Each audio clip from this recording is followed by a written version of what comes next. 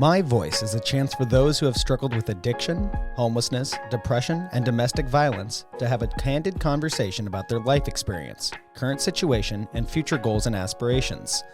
Every episode is conducted anonymously to facilitate a comfortable and safe place for guests to tell their story. My Voice is hosted by Mike Sisson, who works as a case manager at the My House facilities in Wasilla, Alaska. We now join a My Voice conversation, already in progress. Yeah, the only time I really actually have breakfast, not the only time, majority is like if I go to the gym, after I get home from the gym while I'm getting ready for work, I always have oatmeal with peanut butter. That's what I always have. The crazy part is that like somebody told me oatmeal is heart healthy. It's good for your heart. Mm-hmm. When I have oatmeal and I come into work and I drink my coffee, it's like my coffee is super powered. Like, I noticed that I have significantly more energy when I have oatmeal versus the days I don't. It's very interesting. I don't know if it's everybody, but it's definitely me. It's probably some vitamins like B12 or something. I'm not sure all of what oatmeal contains, but it's just probably something in there that adds to that. Yeah. So, plus I just like oatmeal. It's good. I'm an oatmeal guy. What's your favorite superhero? So, I'm not really into superheroes, but if I had to choose one, probably Batman. Excellent choice. No, I love Batman. Okay, what I like about Batman is like, okay, all these other ones, like it's like Spider-Man, he got his powers from like a spider bite from a radioactive spider or something like that. And like Batman, he doesn't have like some superhuman abilities, right? He just has like a bunch of cool gadgets, right? Like, he's a rich guy with a bunch of gadgets. Like, I think that's kind of cool that he just depends on those instead of having, like, I don't know, some crazy thing. Yeah. Good choice. Were you born in Alaska? Is this where you're from? I was born in Palmer. Awesome. And have you ever left Alaska? The only time I left Alaska was in September of 2006. Me, my sister, and father, we took a trip to Minnesota to visit some family, and then we rented a car and drove over to Wisconsin and stayed there for like a few days.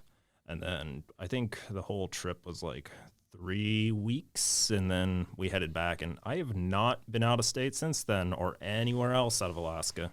Wow. So born and raised here. Mm-hmm. That is awesome. The thing that I think I'm most interested in starting at is because I don't even know that I've had this conversation with you. Mm-hmm. What was your life like growing up?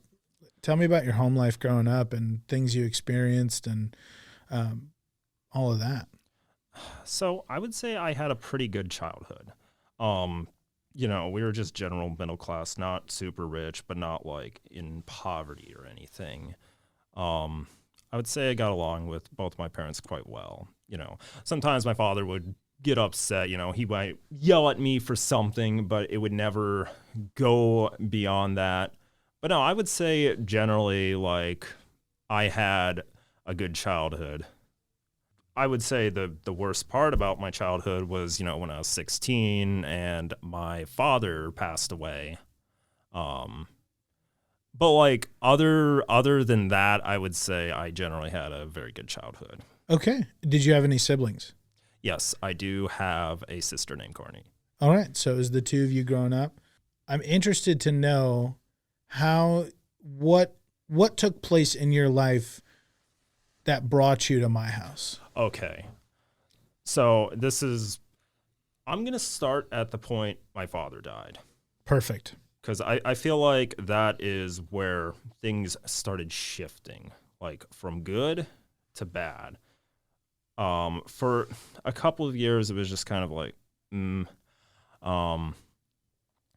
then like my mother we all started drinking. Like I used to be in the position where I wanted to just blame her for everything. But I realized, well, I could have at that time have tried to get a job at least, within walking distance or something. I could have put in that effort, but I didn't. So I will take responsibility too It's like, what's that saying where it's like each raindrop doesn't want to say they were part of the flood, you know? Mm-hmm.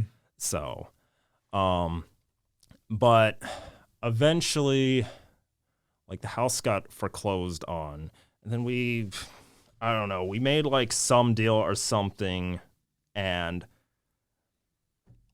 she was not able to pay. And I don't know, she wasn't communicating with me or my sister on this. So I'm like, what's going on? And eventually, one day the cops showed up and they're just like, so you got to leave today. You can come back tomorrow and get some other stuff you need. They gave us a few minutes to get like personal belongings.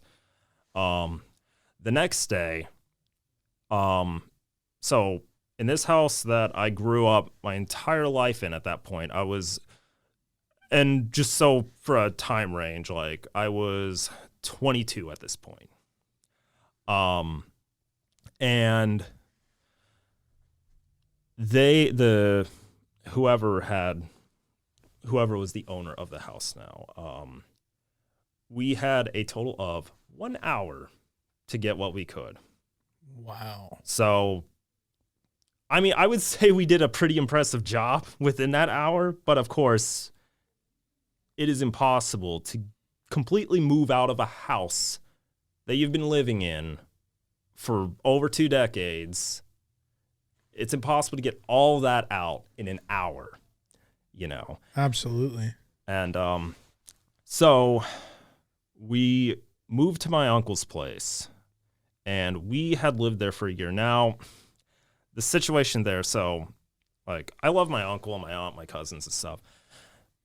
My uncle, though, he just, like, he can just fly off the handle. Nothing physical or anything like that, but just, like, he would be a screamer sometimes. And, you know, I'd always feel just uneasy. And the problem was I couldn't just leave. I had nowhere to go. So I'm like, and he would always tell me too, like, you know, after he'd like yell at me or something, he's like, I'm just trying to motivate you. But it did the opposite. Anytime he'd say, you need to do this, like in the way he would say it, it would make me not want to do it because he was telling me to.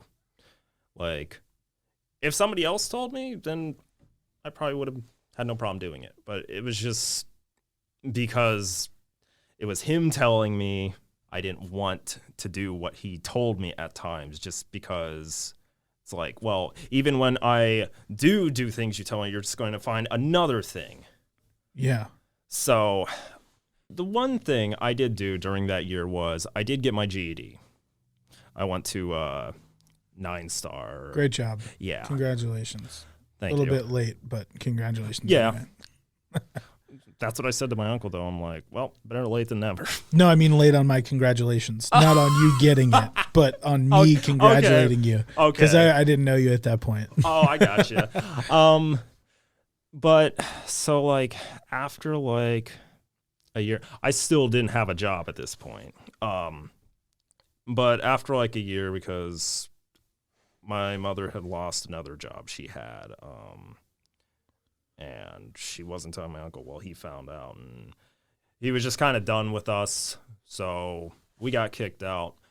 At this point, we're living in my mother's truck, and luckily, this was only for like 2 weeks, because I don't know who at the 9-star facility said something like, I wish I could thank them, whoever it was, because I don't know where I would be if they didn't say something.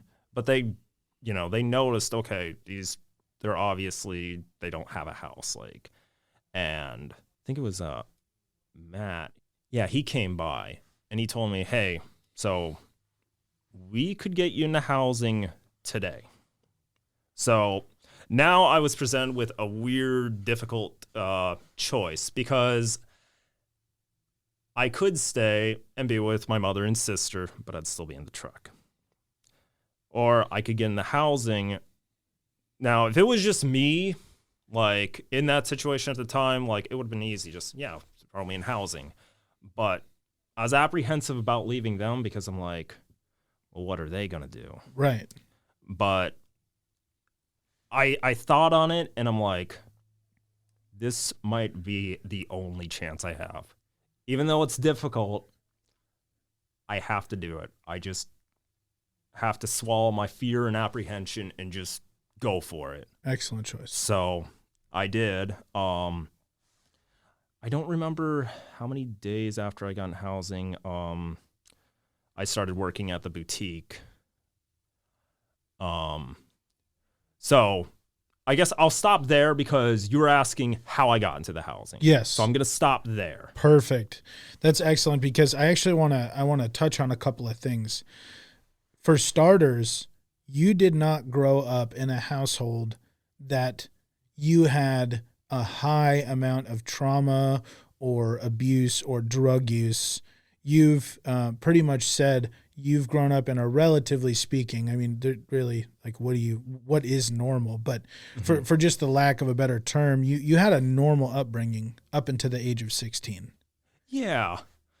Like, I don't know. It was kind of like, in some ways, I kind of think of my family at times like growing up like The Simpsons, like in that way, where it's like they have a good relationship. Sometimes it can be a little dysfunctional, but like nothing bad. You know what I mean? Yeah. And the reason I wanted to highlight on that is because I think there's a common misconception that amongst people who end up homeless that there is absolutely and always a lot of trauma present in the home or some sort of failure on somebody's part that led to this homelessness in like one decision or like a period of time of being treated poorly and maybe the young person had to flee. But this is not your story. Yeah, there's that general stereotype where like if you're like in this situation, like you must have had a really, really dark past or like you've done something pretty bad to be in this situation, like, and like you were saying, like it must have been a really bad childhood. But no, just different things can happen. It's like, it's like my father dying,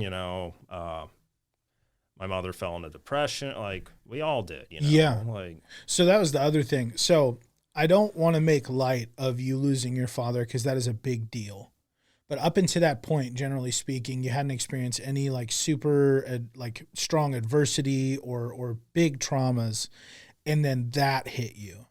No, the only thing is like I wasn't able to spend as much time with my father as I wish I could have because he had a lot of health problems. He had like hepatitis C, he was diabetic, whatever fibromyalgia is, just a lot of stuff. I remember as a kid, he would have me help him like gather his medications, and there'd be like 20 pills, and these were all like prescribed. I'm like, what? And I still remember like though he would just all at once, I'm like, you're crazy. That's experience there. Yeah, but just to answer your question, yeah, up until 16, I would say I had a good childhood. So now we're at the point where you're 16 and you lose your father. Yes. Now, from what I have been, I've got some very close friends who lost their father right around the same time. The way they described it to me was almost like their life kind of hit the pause button for a period of time and they felt lost. Yeah, I kind of get that. So when my father died, I didn't cry a single time because honestly, I was still trying to just wrap my head. I'm like, this just happened. Like your world just flipped around. It's like, I can't even grasp on this situation enough to even get like sad. I'm just like, I remember I just felt really like numb, like just like, what now? What do I even do at this point? You know what I mean? Yeah. So I can understand what they mean by hitting the pause button. So. Yeah. So would you say it's accurate to say that you felt kind of stuck and lost when that happened? Yeah, I would say so. It's just like I said, you don't really know where to go from there or how you should continue your life, because like you want to mourn, but you don't want it to completely take over you, and you want to try to go on with life, but you don't want it to be like you don't care that he died, and so you're just like, how do I go about this? Like. Yeah. And I'd imagine that your sister and your mom and you, the three of you, were all having your own experience in the same situation. And like you said, you all got hit with depression, and rightfully so. You lose anybody that you're close to, father, sister, brother. That is a big deal in life. Yeah. And so what you said happened next is that you guys all kind of started drinking. Yeah, I don't think it started until like a few years after, like, but yeah, it like, of course it just started out like, lightly, and then it just eventually it got real bad. Like, it's like, I was almost drinking like every day, it was like the ritual, like, okay, like at this time, like I drink this, and it just, yeah. Mm-hmm.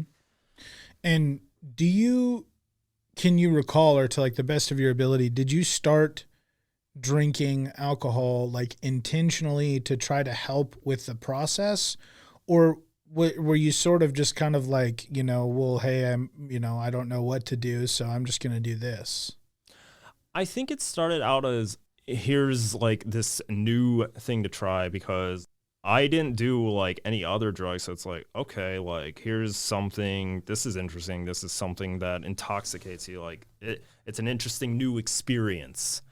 And then I would say like when the stuff with like the house and all that, then I would say I made like the shift over to where I was using it to just forget, for the most part, of what's going on, you know what I mean? Mm-hmm. Because it like drinking's one of those. It's like buying a ticket to forget about the world for one day, and then you have to keep doing it over and over and over, and you're stuck in this loop where now just to even like function normally, or at least somewhat normally, like you have to reach for that bottle, Mm-hmm. Now, how many years would you say, or what time span would you say you were drinking to that level where it was like, this is my daily ritual, I just needed to get by? I would say like when I was really bad, it was probably like a year and a half or something of that. Okay. I can't remember the exact time, because it's one of those, where do you draw that line of just normal light drinking to, because it was a gradual increase. So I can't like say, oh, it was this week. Yeah. Like, so that's a hard question to answer, because it's one of those, you don't go from like not drinking to suddenly you're full blown, alcoholic. It is a gradual process. And then like by the time you realize how bad you've gotten, you're already deep down the hole. Okay.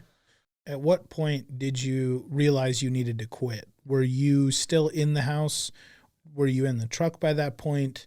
What point did you realize you needed to? And then also, how did you go about quitting? Did you just stop? Did you wean off of it? Did you go through treatment? I don't know that part of your story. I would say I was still at my uncle's house, because I'm just like, I need to at least just try to keep myself mentally straight. And like, also, if my uncle like saw me drink, that would have been really, really bad. By the time I was like in the truck, I definitely had stopped completely, because I'm just like, I can't. I've hit rock bottom. And the thing was, like, since I was sober at that point, like, you realize when you're sober, you realize just how bad of a situation you're in. If you're like drunk, like you know you're in a bad situation, but not like you're not feeling the panic or like the worry over it. It's hard to explain. But no, at that point I'm like, yeah, like I need to do something, like, and I'm like, I know if I drink, I'm just going to still be here, and then the next day I'm just going to be hungover and still in the same situation. So it was just kind of I have to stop for my survival to get myself out of this situation. Gotcha. Okay. So a little bit of a recap. Born and raised in Alaska. Generally good life up into 16. Lose your father. Your mom, and your sister just kind of spiral into depression slowly and gradually, to the point where you are out of your house into your uncle's house. That's not a great situation for you, to the point where he asked you guys to leave, ended up in your truck. You said you were a couple weeks in the truck, right? Yeah, it was just a couple of weeks, luckily, because at that time we were still going to 9-star for my sister, and yeah, and luckily, you know, like I said, with whoever there said something, and so luckily I wasn't in that situation for long. Okay, so a couple weeks, Matt reaches out to you, gets you into housing. How long until your mom and your sister got somewhere, landed somewhere? You know, I think it was only a couple, maybe 2 or 3 weeks from that point. Wow. Because I don't remember the exact time frame, but no, I remember I had came back to the house, and the guy that was the house lead then, he's like, hey, so I heard that your mother and sister are in this housing, which that was the biggest relief for me. I'm like, okay, we're now all in housing. Sure, we're separated, but they have a warm bed to sleep in. I have a warm bed to sleep in. That's amazing. So we at least have a starting point now. That's amazing. So now you're in housing, and once you got into housing, tell me about what that process looked like. And before we go into that, I would like you to tell me, before we go into that process, I'd like you to tell me, what is your life like currently? Currently, I'd say pretty good. Like with my job, recently got a pay raise, like due to inflation and stuff. So like I'm making a lot more than when I started. I'm full-time now. Where are you staying? Me, my mother, my sister, and this one girl that was in their program. We all live together in an apartment now. So we're all back together. So we were able to meet that goal. Things are going good.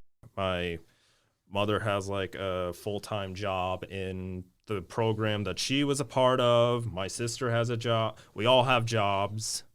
So definitely a lot better than a couple of years ago.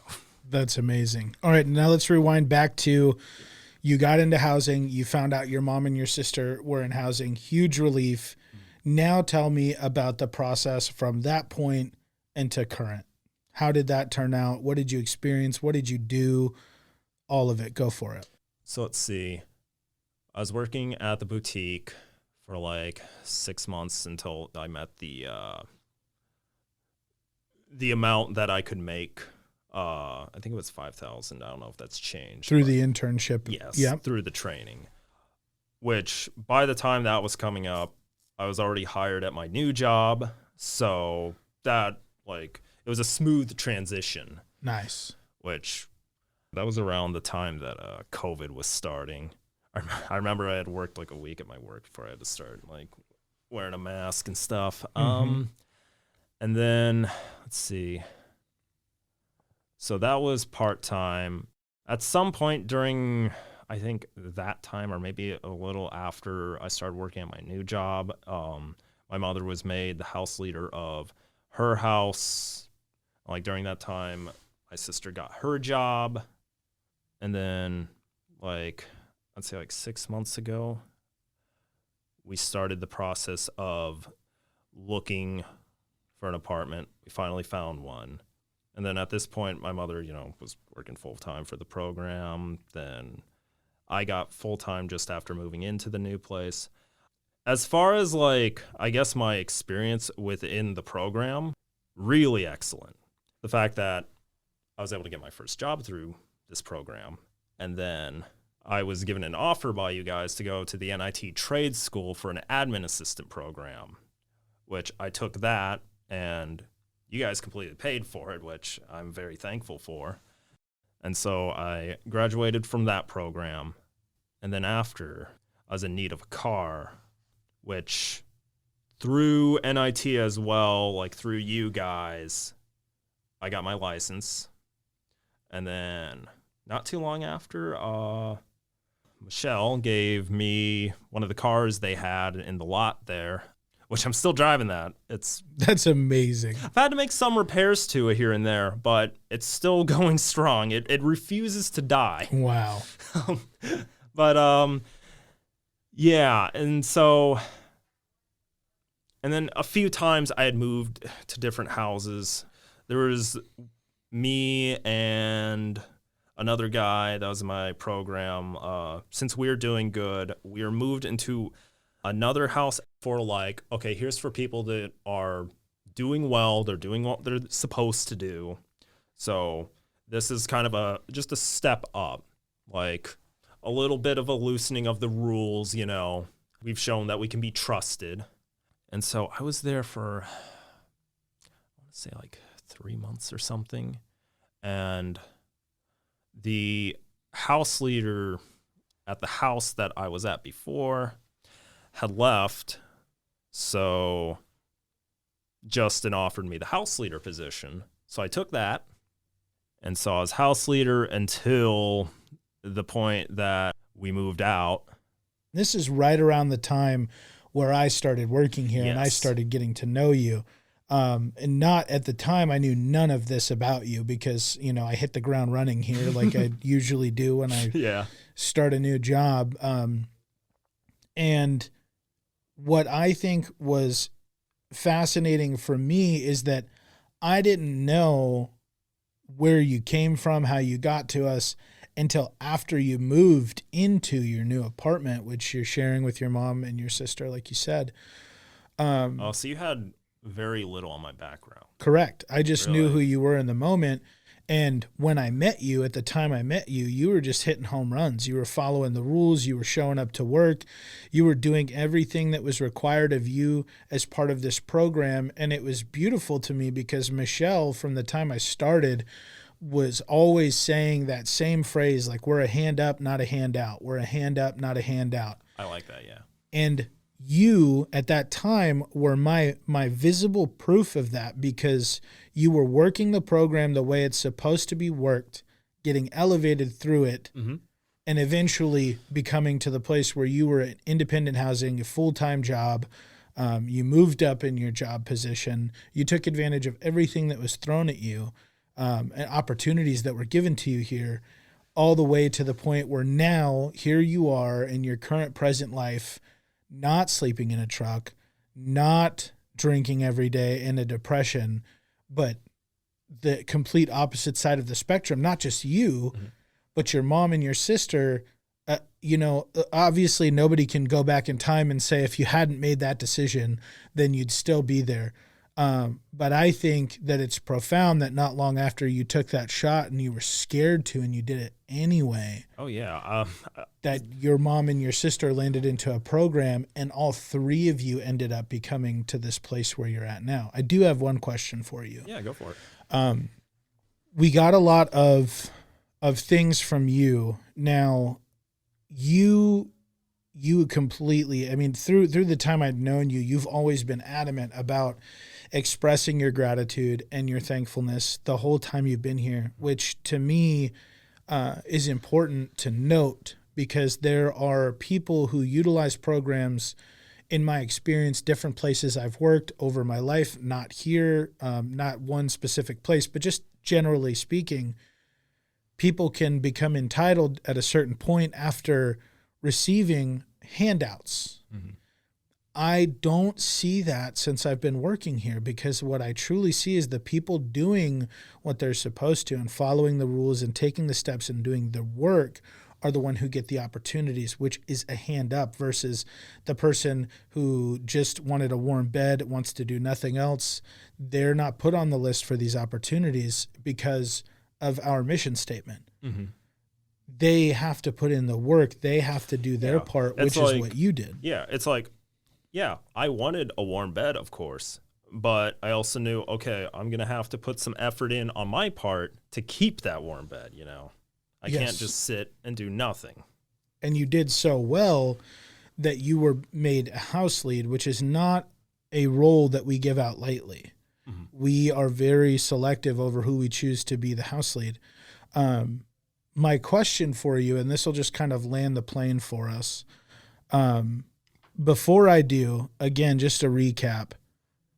In a truck, homeless, with your mom and your sister, no job, nothing, no resources. Mm-hmm. You had your GED, and your sister was working with 9-Star. You went from there, utilizing our program, to now working full-time with your own vehicle, a driver's license, a full-time job, mm-hmm. in a matter of how long, would you say, from the truck to now? So I got out of I got into the program in September of 2019. And then, yeah, I do remember the dates for these. And then, like, a few days later, I think it might have been, like, the 1st of October or something. I don't remember. But, like, that's when I started working at the boutique. And then March 20th of 2020 is when I started working at my new job. And so, which, like, a few days ago or, like, a week ago or whatever, I reached the 2-year mark there, so... Wow. So basically in the span of 2 years, you've been able to accomplish all this. Yeah. My final question for you is, out of all the time you spent here with us in this program, what was the part or the thing or the one that sticks out to you the most, that was the most impactful moment that resonates with you when you think My House? Ooh, the most impactful, like, just of my experiences? Yes. Let me think. There's no wrong answer. I'm almost going to say the very first day, because, you know, I came from that situation where I was in my uncle's place, and I remember, like, just being treated like a person, like a human being. And it, you know, it felt kind of weird at first. Like, for once, it wasn't somebody being like, you know, you're a piece of trash.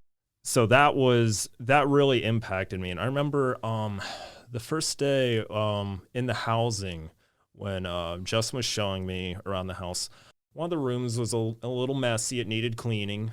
And I forget what he said, but he's like, hey, you guys really need to clean this up. And he's like, yeah, I can be a little mean. I'm like, and I almost laughed. Like,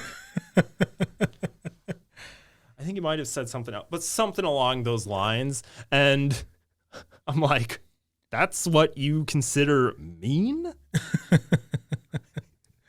So I was very weirded out by that. But yeah, I would just say, because from that day, I remember, because I came in, I talked to Jim, and, like, he got me a cup of coffee and stuff. You know, he was able to really calm me down. And he helped out a lot with that. So honestly, I would say, like, that first day was probably the most impactful, because it set my feelings going forward for the entire program. Like, okay, like, these guys are actually treating me with respect. Like, they're willing to help out, you know. So I would say the first day. Wow. I don't even know if I need to add to that, but I mean, I just can't get over how every time someone comes in this podcast and I ask them the most impactful thing that happened to them or they experienced, mm-hmm. that resonates with them, every single time what a person picks is how this program or a person in this program made them feel. Mm-hmm. that blows my mind. I don't know if, I mean, and it's not planned. Like this isn't coached. Like it just blows my mind. So I don't even know what else to say because I'm blown away. I'm always ready for any answer, and it just keeps being, I felt valued, or I felt like a person, or I felt respected. Man. And that's very important when it comes to motivation, because like if you feel that you have the proper support group, and then you start actually feeling like, okay, well, I can actually try this, I can do this, I can do that. It's like every little thing would like motivate me more. It's like when I got my car, I'm like, wow, I didn't think I'd actually get to this point. Like, let's see what we can do next,